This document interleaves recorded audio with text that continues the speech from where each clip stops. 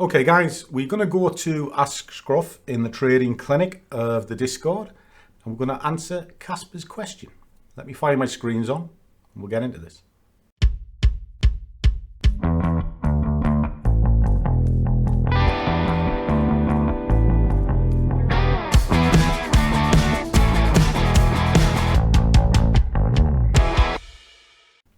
And a warm welcome, one and all.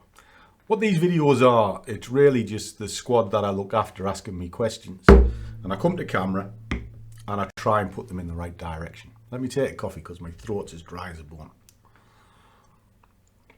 I haven't stopped speaking since early on this morning. It's 2:30 and I've got loads of meetings to do today. But let's flick the screen over. Oh, having a little bit of a sing-song with chirpy, chirpy, cheep, cheep. Get rid of my diary. Oh, that's it. And there we go. So the question is Casper, and quick question for everybody: how do you trade what you see and not what you think?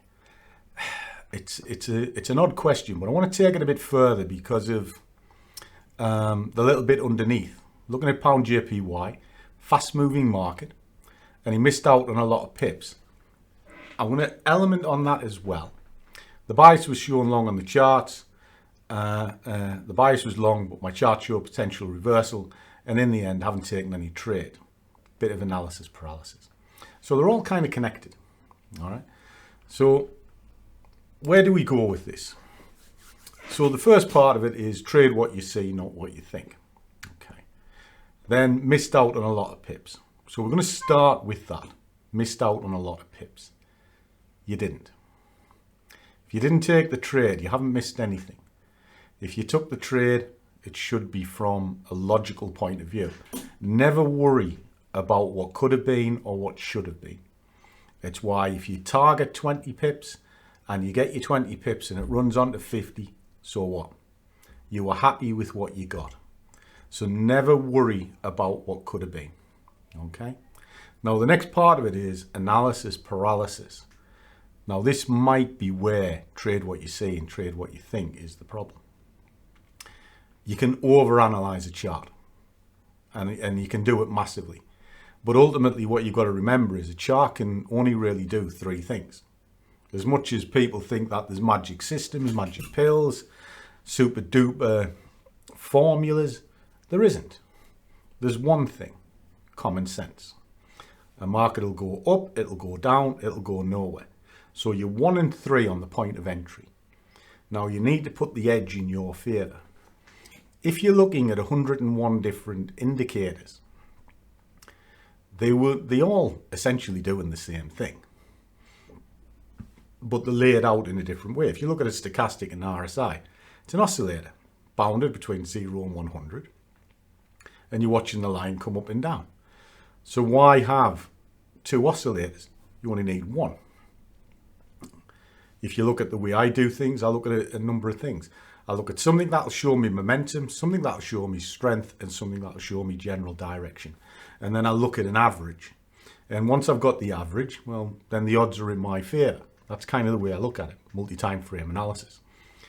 So what I'm trying to do is complement what I can see with the visual eye.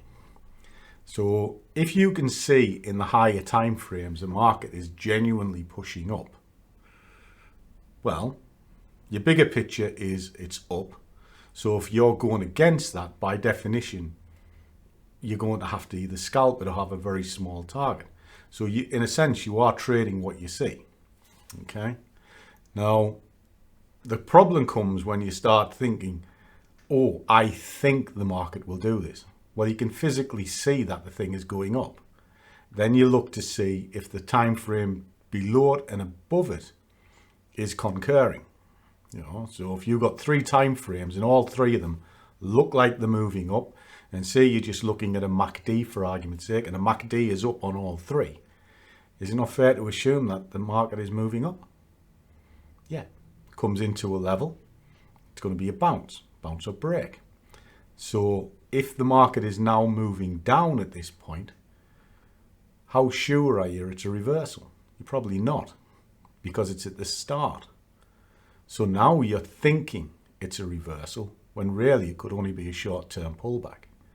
So it's a funny question to ask, because how do you trade what you see? Well, you trade with common sense. I look at it from a point of view of thirds. Don't look for the bottom third, don't look for the top third, I look for the bit in the middle. What does that mean? Well, if you draw a fib on a strong directional drive and the price pulls down into 23, well, in order for it to do that, it has to have rolled over, which means it's come to nearly a quarter of a move in the opposite direction. Is that not the chart showing its hand? It is, to a degree. So even if it's a short-term pullback, it still showed momentum pushing down. So therefore you would target into the 38. Why? Because the general view was the opposite direction. Now, if that continues to move down into 50% and hold below the 50%, then what you're looking at could be a potential reversal to go back where it came from. So therefore, you're letting the chart show you what it's up to.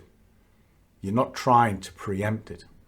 The moment you try to preempt the chart, you're probably going to be wrong, because the charts have an uncanny way of taking money off you. So to simplify it down, have a look at an overview chart, big picture, like a higher time frame. Look at an intermediate chart to monitor and see if the two of them align with each other. If they do, well, that's what you're looking for. You're trading what you see. And then you have a chart underneath, an entry chart, for no other reason than just to get in the direction those two have shown you. If you are going against those two, the only thing you can do is adjust your target so that if you're wrong, you're not going to get hurt too badly.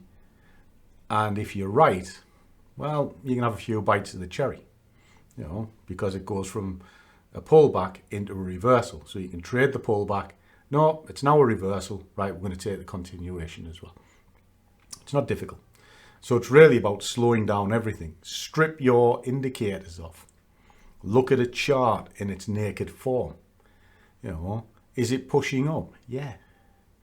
What's driving that push up?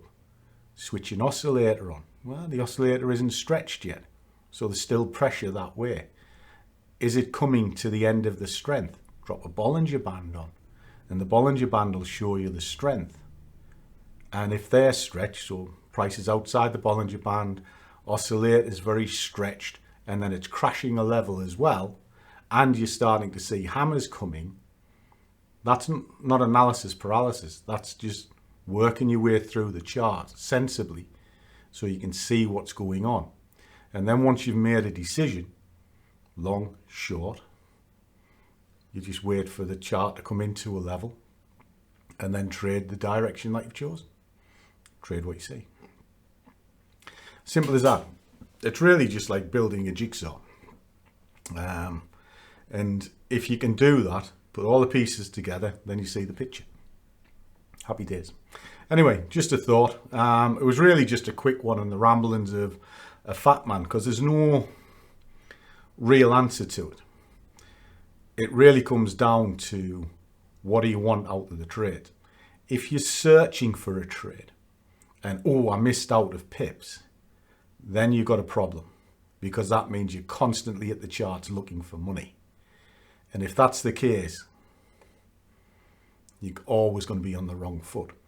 But if you build a picture up, this is the chart, this is what the last move is, this is what the potential move moving forward is, this is what the potential move going backwards is. Is there a framework in place? Yes, no.